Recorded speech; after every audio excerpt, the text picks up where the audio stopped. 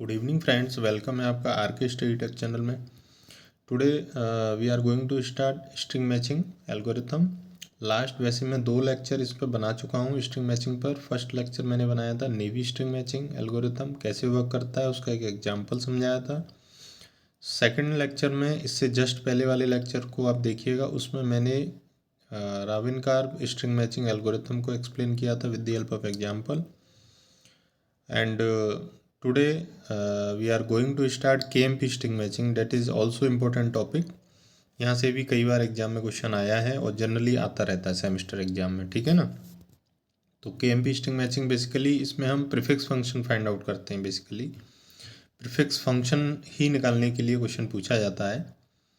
तो prefix function basically इसमें KMP string matching में 2 तरीके से हम निकालते हैं। कई बुकों में तो आपको ये वाला भी एग्जाम्पल दिया रहेगा, computing the prefix function, even prefix function और ऑड प्रीफिक्स फंक्शन, 2 तरीके से हम निकालते हैं। तो यदि इवन की हम बात करें तो आप स्क्रीन पर देखिएगा, ठीक है ना। तो इवन की बात करें तो आपका P0, P2, P4, P6, P8 इस तरीके से आएगा। सपोज कोई स्ट्रिंग है आपकी ABABABABCA, राइट, ठीक है ना। तो यहाँ पर आपका आ जाएगा, suppose this is your string, ठीक है ना।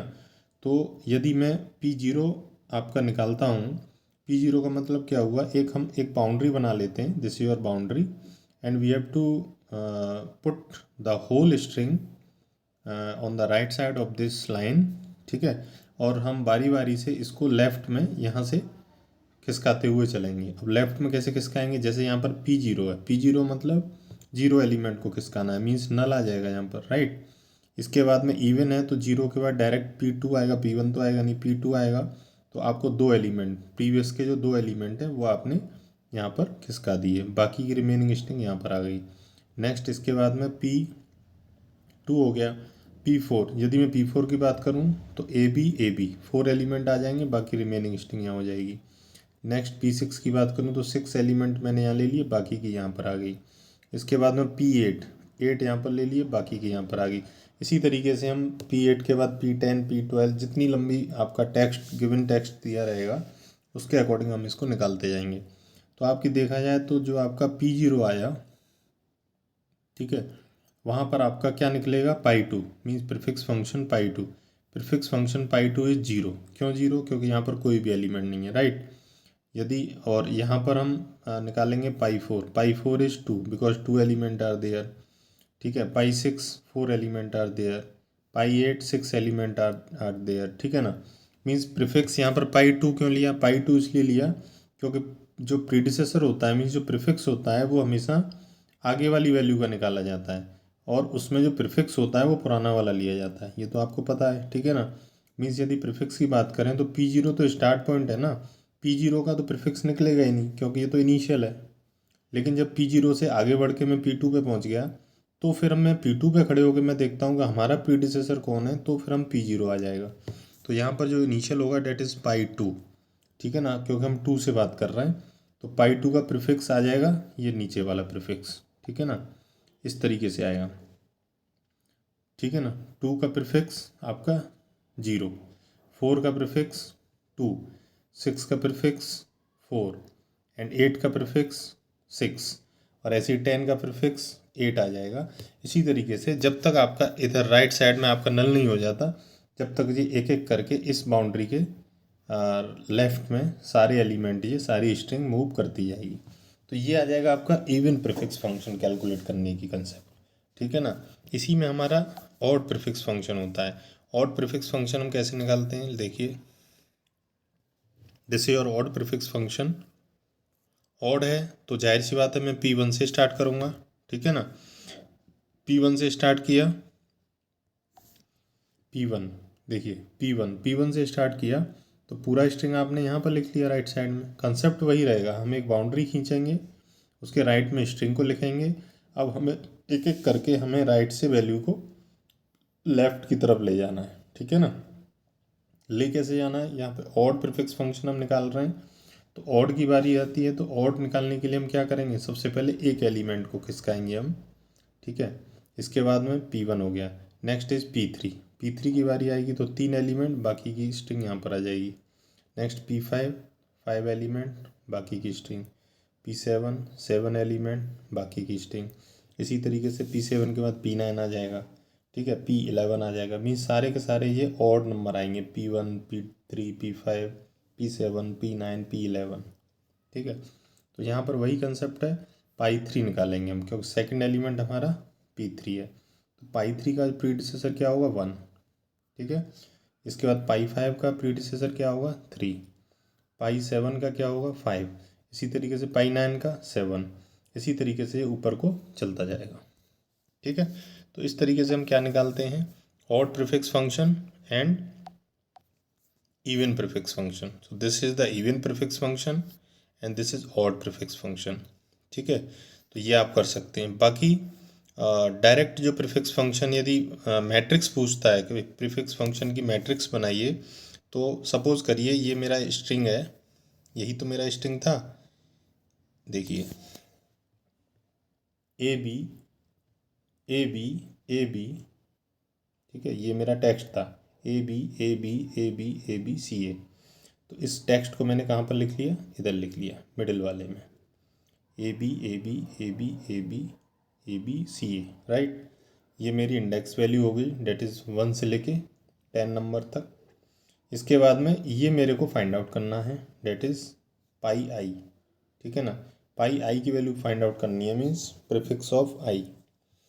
तो इसको हम कैसे निकालते हैं, देखिए बहुत सिंपल है, ध्यान से समझिएगा। सबसे पहला एलिमेंट हमारा क्या आया यहाँ पर ए, ठीक है। ए हमारा फर्स्ट टाइम अकर हुआ है, फर्स्ट टाइम अकर हुआ है तो इसका जो प्रीडिसेसर होगा डेट इज़ 0। बी हमारा फर्स्ट टाइम अकर हुआ है, इसका भी हमारा 0 रहेगा, राइट। फिर उसके बाद ए दोबारा रिपीट हुआ है तो ए का इंडेक्स, पुराना इंडेक्स क्या था 1, तो यहाँ पर आपका 1 आ जाएगा, आ रहा है समझ में। इसके बाद में नेक्स्ट इज़ बी, बी की इंडेक्स वैल्यू क्या थी 2, तो यहाँ पर 2 आ गई, ठीक है। इसके बाद में ए का लास्ट प्रीवियस इंडेक्स क्या था 3, तो यहाँ पर 3 आ गया। बी का लास्ट इंडेक्स 4, तो यहाँ पर 4 आ गया, ठीक है।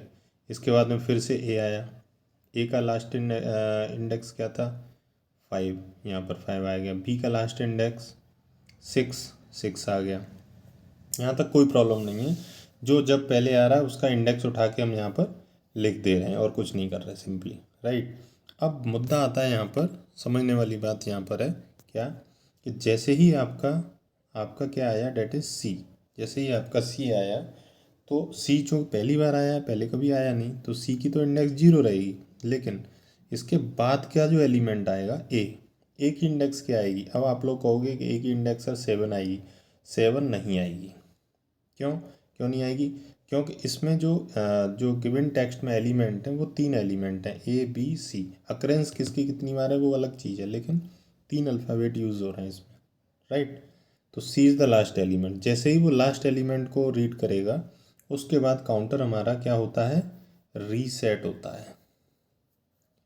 क्या होता है, रीसेट। काउंटर हमारा रीसेट होगा 0 से। जैसे ही काउंटर रीसेट होगा तो यहाँ से काउंटर रीसेट होने के बाद सीधा वो यहाँ पर इनिशियल में जाएगा 1 पे, ठीक है। जैसे ही 1 पे जाएगा तो ए हमारा लास्ट टाइम, मतलब सबसे पहले यहाँ पर हमारा किस नंबर पर आया है 1, तो इसलिए यहाँ से 1 पर आया है। तो यहाँ पर ए की पाई आई की जो वैल्यू होगी डेट इज़ 1। इस तरीके से हम इसका प्रीफिक्स टेबल कैलकुलेट करते हैं।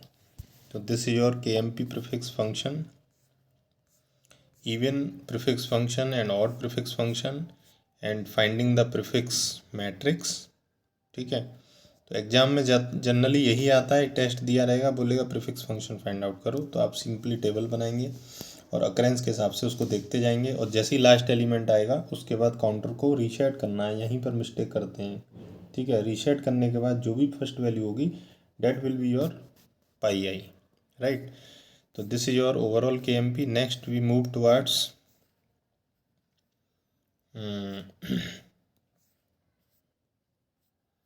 नेक्स्ट हम चलते हैं बॉयर-म्यूरे एल्गोरिथम। बेसिकली ये ज़्यादा इम्पोर्टेंट नहीं है, बट एक्चुअली कई बार पूछ लेता है एक्सप्लेन बॉयर-म्यूरे या write a short note on Boyer Moore algorithm, right. तो Boyer Moore algorithm basically it is also matching algorithm, ठीक है ना। यहाँ पर क्या होता है, इट इज़ जो थ्योरी आप पढ़ लीजिएगा, it is basically just similar थोड़ी थोड़ी ये नेवी स्ट्रिंग मैचिंग की तरह है, बट नेवी में क्या था, क्या बताया था मैंने, वहाँ पर हमारा जो 1 बाई करेक्टर मैचिंग होती है, मीन्स 1 सेल आगे शिफ्ट होता है पैटर्न, फिर मैचिंग करते हैं, फिर 1 सेल आगे शिफ्ट होता है, फिर मैचिंग करते हैं, टिल n-m तक हमारा लूप चलता है। ठीक है ना। यहाँ पर बॉयर मूरे में क्या होता है कि देखिए एग्जाम्पल समझते हैं। This is your text, text is KISS किस, MISS miss, INN, MISS ISSI PPI Mississippi, किस मिस इन मिसिसिपी। ठीक है ना। सपोज ये कोई आपका टेक्स्ट गिवन है, पैटर्न इज मिशी, MISSI, राइट। तो यहाँ पर मैं देख रहा हूँ कि जो टेक्स्ट की हमारी जो लेंथ है, टेक्स्ट की लेंथ है हमारी कितनी 24, एंड पैटर्न की जो लेंथ है डेट इज़ 5, राइट। तो यहाँ पर क्या किया मैंने, जीरो से लेके यहाँ पर 23 तक एक टेक्स्ट का एरे बना लिया। ठीक है। उस एरे में इस पूरे के पूरे टेक्स्ट को इंसर्ट करा दिया। 0 से लेके 23 तक नंबर हो गए, टोटल 24, राइट। अब इतना करने के बाद सबसे पहले हम स्टेप 1 में क्या करेंगे, इसके नीचे हम पैटर्न को लिखेंगे और पैटर्न के भी एरे बना लेंगे MISSI, उसकी भी नंबरिंग कर देंगे 0 से लेके 4 तक, मीन्स 5।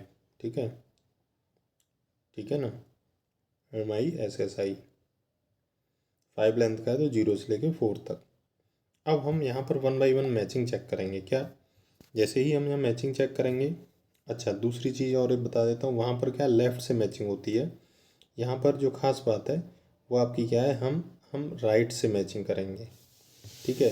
पैटर्न को टेक्स्ट में हम राइट साइड से, मीन्स राइट हैंड वाला जो कॉर्नर होगा वहाँ से स्टार्ट करेंगे और मैचिंग करते हुए जाएंगे till the left hand corner तक, राइट। ठीक है। तो राइट से मैंने जब मैच किया तो यहाँ पर मेरा मिसमैच हो रहा है। ठीक है।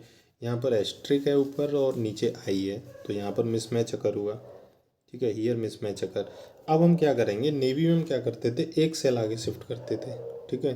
यहाँ पर क्या करेंगे, पूरा का पूरा पैटर्न की जितनी लेंथ रहेगी, ठीक है ना, उसकी लेंथ से जस्ट आगे बढ़ेंगे। फिर मीन्स इसका जो लास्ट पॉइंट था हमारा, यहाँ पे था बाउंड्री, यहाँ से हम खिसकाएंगे और इसको यहाँ से लेके यहाँ तक हम लेके जाएंगे। ठीक है। अब फिर से यहाँ पे मैच करेंगे तो फिर से देखो यहाँ पर फिर से मिसमैच अकर हुआ, ऊपर स्टार है नीचे आई है, अगेन मिसमैच अकर, राइट। इसके बाद फिर हम यहाँ से स्टार्ट करेंगे और इसके यहाँ तक जाएंगे।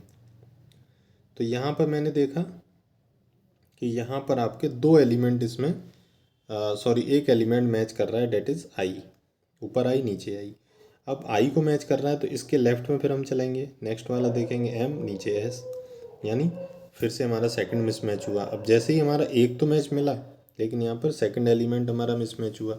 जैसे ही सेकंड मिसमैच एलिमेंट हुआ, तो अब हम क्या करेंगे, इसको खिसकाएंगे। कितना खिसकाएंगे, इसकी बाउंड्री से आगे नहीं खिसकाएंगे, जहाँ से आपका मिसमैच हुआ था उसके जस्ट नीचे पुट करेंगे हम गिवन पैटर्न को।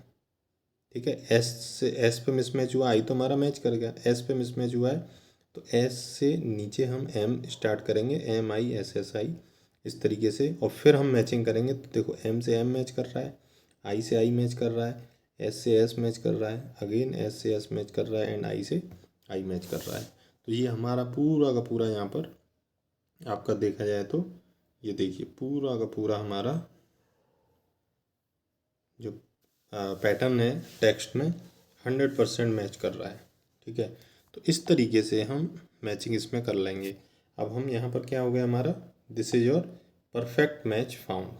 This is your perfect match found means आपके सारे एलिमेंट मैच करने चाहिए। आप ये नहीं मैचिंग करोगे कि आपके 5 लेंथ है 3 मैच कर रहे हैं सर मैचिंग होगी, मैचिंग नहीं मानी जाएगी। मैचिंग इज़ वॉट, आपका 100% पूरा पूरा pattern will lies between the given text.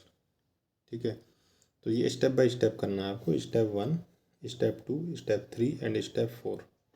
इतना करने के बाद फिर हम आगे भी बढ़ेंगे, इसको आगे हम यहाँ से फिर चेक करेंगे और लास्ट तक हम करेंगे। हो सकता है मे बी और इसमें अकरेंस आए। तो बस मेन ध्यान देने वाली बात यही है, सिर्फ एक तो ये पूरा का पूरा पैटर्न शिफ्ट होता है, पहला point important. Second important point, इसमें मैचिंग हमेशा राइट से लेफ़्ट की जाती है। ठीक है। थर्ड इंपॉर्टेंट पॉइंट, जहाँ भी आपका मैचिंग यदि कोई एक अल्फ़ाबेट हो रहा है, 2 अल्फ़ाबेट हो रहा है, तो उससे नेक्स्ट वाला यदि मिसमैच होगा तो उसके जस्ट नीचे से पैटर्न को पुट करेंगे और मैचिंग स्टार्ट करेंगे। ठीक है, ये 3 पॉइंट हैं इसमें आपके बॉयर-मूर एल्गोरिथम में। तो this is your Boyer Moore algorithm, इसको आप कर लीजिएगा, this is also important. Next है randomize algo. Randomize algo basically random number generator से बनी हुई है। जैसे रैंडमाइज एल्गो बेसिकली कुछ ऐसे हमारे एल्गो होती हैं या फिर कुछ ऐसे एप्लीकेशंस होते हैं जहाँ पर हमें रैंडम वेरिएबल या रैंडम नंबर जनरेट करने पड़ते हैं। ठीक है, तो ये 2 तरह की होती है, that is deterministic and non deterministic all as well. इसके टाइप्स हैं, टाइप्स ऑफ द एल्गोरिथम, जैसे रिकर्सिव है, बैक ट्रैकिंग है। ठीक है, अब रैंडम नंबर है तो रैंडम तो कोई भी चीज़ जनरेट हो जाती है, डिवाइड एंड कॉन्कर है, डायनामिक प्रोग्रामिंग है। ठीक है, ग्रीडी अप्रोच है, ब्रांच एंड बाउंड है। तो these are the types of randomize algo. Randomize algo के ये टाइप्स हैं। ठीक है, अब रैंडम नंबर में देखिए, यहाँ पर देखिएगा आपका सपोज करो क्या जनरेट हो रहा है, 1 फिर 2 फिर 3 मीन्स इंक्रीमेंट हो रहा है +1 का। लेकिन यहाँ से फिर मैं देख रहा हूँ कि 1 के बाद 2 2 2 2 की ही अकरेंस चालू है, मीन्स कुछ भी वैल्यू आ सकती है। रैंडम तो रैंडम ही है। ठीक है, randomized algo is one that make use of randomizer, random number generator. Some of the decision may be the algorithm depends on the output of the randomizer, since the output of the randomizer might differ in an unpredictable way from run to run from the same input. बिल्कुल सही बात है। आपका same input के लिए आप एक बार run करेंगे तो कोई सपोज करिए x वैल्यू आ रही है, लेकिन जब आप दोबारा रन करते हैं सेम इनपुट के लिए, हो सकता है आपको दोबारा में x ना मिले, y मिले आपको, और तीसरी बार में हो सकता है जेड वैल्यू मिले। तो ये एक्स वाई जेड क्या है, these are the random number generator, वो रैंडमली आपको आउटपुट मिलेगा। कई बार आप देखते हैं, आप प्रोग्राम बनाते हैं सी या C++ में, रन कराते हैं तो आउटपुट तो आता है बट कोई गार्बेज वैल्यू आती है। दोबारा से रन कराएंगे तो वही वैल्यू नहीं आएगी, कोई और वैल्यू आएगी। तो वो एक रैंडम वैल्यू आपको जनरेट करके देगा। ठीक है ना, तो that is the application of randomized algo. ठीक है ना, execution time of randomized algo is same for the same input, बिल्कुल सही बात है। ठीक है ना, अब इसको हम 2 क्लासेस में कैटेगराइज किया है, divide into 2 classes. First, the algo that always produce same output for the same input. यदि सेम इनपुट के लिए सेम आउटपुट जनरेट कर रही है तो इस तरह की रैंडमाइज एल्गो को मैंने नाम दिया है, that is Las Vegas algorithm. ठीक है ना, लास वेगास एल्गो।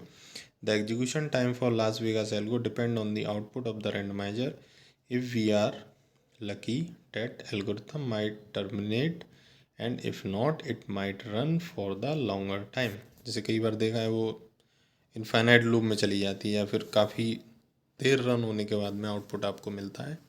तो ये आपकी कैटेगरी लास वेगास एल्गो की आ जाती है रैंडमाइज्ड के अंदर। ठीक है, second, that whose output might differ from run to run. जो रन टू रन मीन्स आपने एक बार रन किया कुछ और आउटपुट, अगली बार किया कुछ और आउटपुट, मीन्स सेम नहीं रहेगा। Then that are call Monte Carlo algo, उसको हम मोंटी कार्लो एल्गोरिथम के नाम से जानते हैं। और थर्ड है आपका शेरवुड एल्गोरिथम। इसमें क्या होता है, these algorithm are used when we have a deterministic algo that shows different performance for the worst case and average case. ठीक है ना, जहाँ पर आपका डिटर्मिनिस्टिक है। डिटर्मिनिस्टिक क्या होता है, मीन्स आपको पता है कि किसी पार्टिकुलर स्टेट पर किसी पार्टिकुलर इनपुट से हम चलेंगे तो हमें कहाँ पर जाना है, मीन्स नेक्स्ट स्टेट कौन सी होने वाली है, या फिर ये इनपुट दिया इस प्रोग्राम में तो हमें पता है कि इसका आउटपुट क्या आना है। हमें पता है कि 1+1 कर रहे हैं तो 2 ही आएगा। ठीक है, डेट इज़ कॉल्ड डिटर्मिनिस्टिक। तो उसकी परफॉर्मेंस हम चेक करते हैं worst case and average case में। तो ये क्विक शॉट एल्गो होती है that show this different behaviour in average and worst case. ठीक है ना, it runs in order of n log n times on an average for sorting n element, but for the same size of data it has quadratic time in worst case. बिल्कुल सही है, same data के लिए उसी algo को यदि worst case में run कराया जाए तो ऑर्डर ऑफ n स्क्वायर आती है कॉम्प्लेक्सिटी, और यदि एवरेज केस में करें तो order of n log n आती है। तो इनपुट सेम है, एल्गो भी सेम है, बट आउटपुट डिफर है। इस तरह की एल्गो को हम शेरवुड एल्गो कहते हैं। मीन्स यहाँ पे कॉम्प्लेक्सिटी मेजर की जाए और डिफरेंट डिफरेंट आउटपुट आए उसके। ठीक है ना।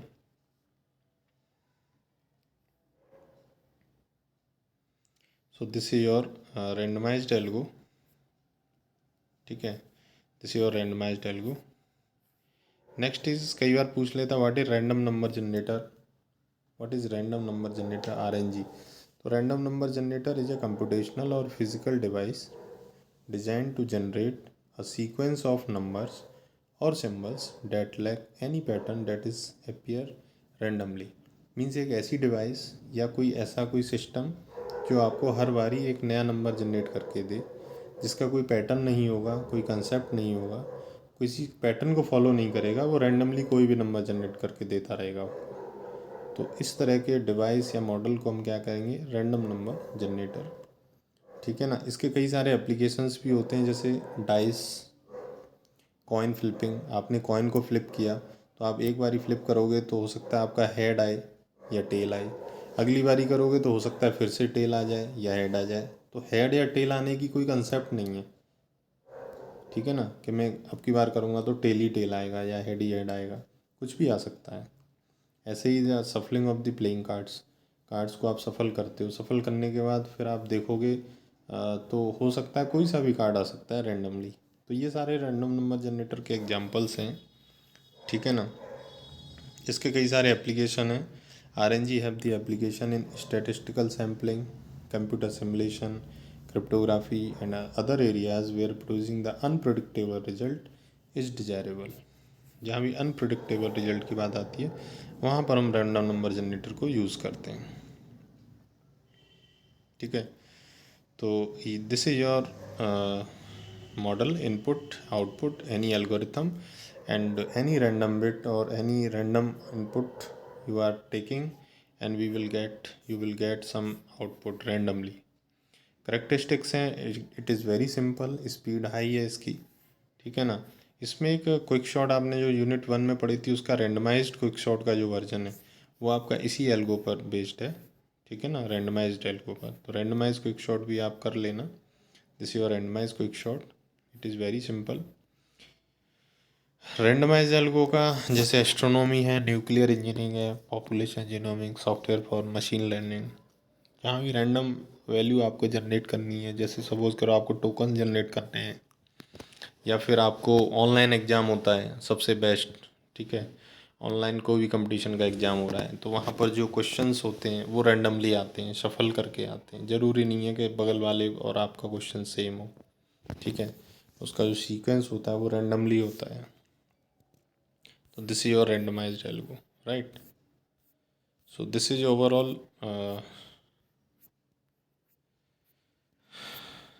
ठीक है ना, तो इतना आप कर लीजिए। नेक्स्ट में हम PNP NP हार्ट के बारे में बात करेंगे, राइट। ठीक है ना, इतना कर लीजिए। चैनल को सब्सक्राइब कर लीजिएगा यदि आप नए हैं तो, एंड दोस्तों में शेयर करिएगा। और यदि समझ में आया है, पसंद आया है तो लाइक ज़रूर करिएगा, कमेंट करिएगा। ठीक है ना, क्योंकि आपके कमेंट से ना मोटिवेशन मिलता है और मैं अच्छा वीडियो फिर बनाने को मोटिवेट करूँगा। ठीक है ना, थैंक यू।